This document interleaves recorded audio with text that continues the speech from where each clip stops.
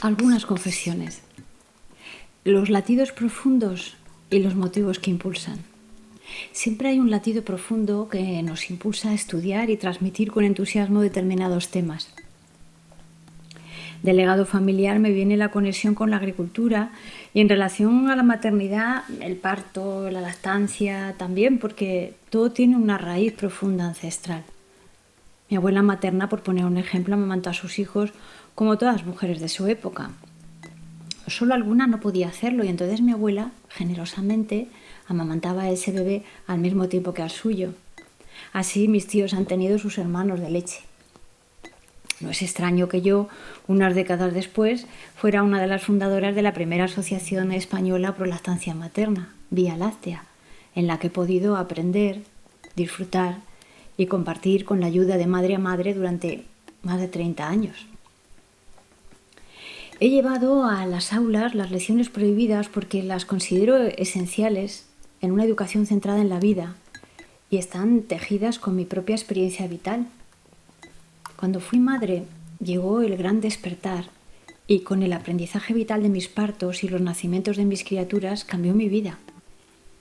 Me señalaron el camino que he podido aunar fácilmente como profesora de biología y voluntaria en Vía Láctea para dedicarme con toda intención y creatividad a la recuperación de una maternidad libre y gozosa para las madres, las criaturas, las familias y la sociedad en general.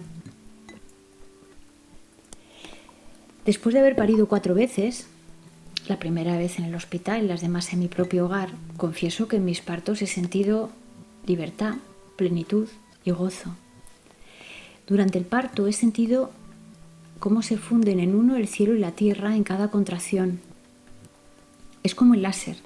Se suman todas las fuerzas instintivas del organismo y del ser para abrir el paso y dejar nacer a la criatura que sabe lo que tiene que hacer.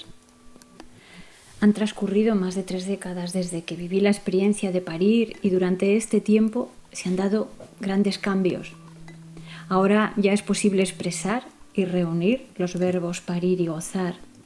Se unen y reúnen a canto de libertad, a naturaleza salvaje, al origen de lo femenino, al verbo desear. Así el verbo parir se aleja del verbo sufrir, de las palabras control, riesgo, sumisión, intervención, inducción, anestesia, episiotomía.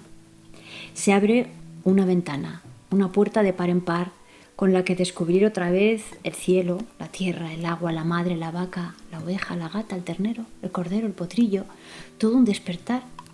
Despertar del cuerpo hacia una danza salvaje, sin pasos previos, ni coreografías dirigidas.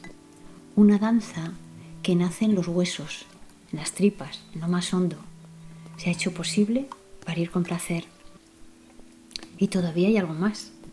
Es la dimensión sagrada del parto y del nacimiento que conmueve a todas las personas, hasta las más acorazadas. En el proceso de desandar el camino de creencias que nos llevaron a asociar parto con sufrimiento, no solo hay que mostrar todo lo que facilita un parto saludable, hay que ir más allá para impregnarse de la atmósfera sagrada y contemplar con respeto el misterio profundo que envuelve a todo el proceso del parto y la intensidad del nacimiento. Es una fuente inagotable para la meditación sobre la esencia de nuestro ser. Si parir es un despertar intenso que te descubre a la mujer salvaje que habita en tu interior, amamantar es aprender a confiar con mayúsculas. He amamantado a mis criaturas durante años. He aprendido a ser paciente y a confiar en mi naturaleza instintiva, para lo que necesité tiempo y aprendizaje, porque también tuve miedos. Pero atravesar ese desierto me llevó a oasis reconfortantes, donde gozar y agradecer a la vida por ser madre. Amamantar es dejar fluir, dejar ser y estar en el aquí y el ahora, desparramarse piel con piel, dejando aflorar los instintos. Crea un vínculo imborrable con tus criaturas. No es una esclavitud, es un derecho, un acto de salud. Previene la tristeza de la soledad. Amamantar es un placer y un acto de amor. Nos quita el óxido de la armadura, nos derrite la coraza, nos abre a los demás, aumenta nuestra empatía hacia quien lo necesita. Nuestros hijos y nuestras hijas nos han enseñado y dado la gran oportunidad de estar abiertas a las demás personas, de salir de nuestra ciudad amurallada. Amamantar es sumergirse en un océano en el que se vislumbra el misterio de la matriz viviente. ¿Cómo iba a silenciar todo ese despertar que tuve con el nacimiento y la crianza de mis criaturas? Era imposible. Tenía que encontrar una vía equilibrada para incluir en las programaciones las lecciones sobre la gestación, parto, lactancia, crianza como actos de salud y contribuir a subsanar las mentiras y las falsas creencias en relación a estos temas. Y me decidí con toda firmeza, de la misma manera que hice mis primeros años como profesora, a finales de los años 70, cuando tuve el atrevimiento de tratar en tutorías temas que se consideraban inapropiados por aquel entonces. Y años después de aquel atrevimiento, la LOCSE las incluía como temas de educación. Y en 1994 se pasó a considerar el placer como un derecho humano universal. Ya sé que todavía queda un largo recorrido, pero estos documentos son una referencia a tener en cuenta. Igual me ha sucedido con las lecciones sobre el parto y la lactancia. El tiempo me daba la razón, porque 20 años después se aprobaba por el Consejo Interterritorial el documento de la Estrategia de Atención al Parto Normal, que reunía aquellas recomendaciones que habíamos explicado y visto en los partos de vídeo muchos años antes. Sin embargo, al Ministerio de Educación no le ha llegado el compromiso que supone dicha estrategia.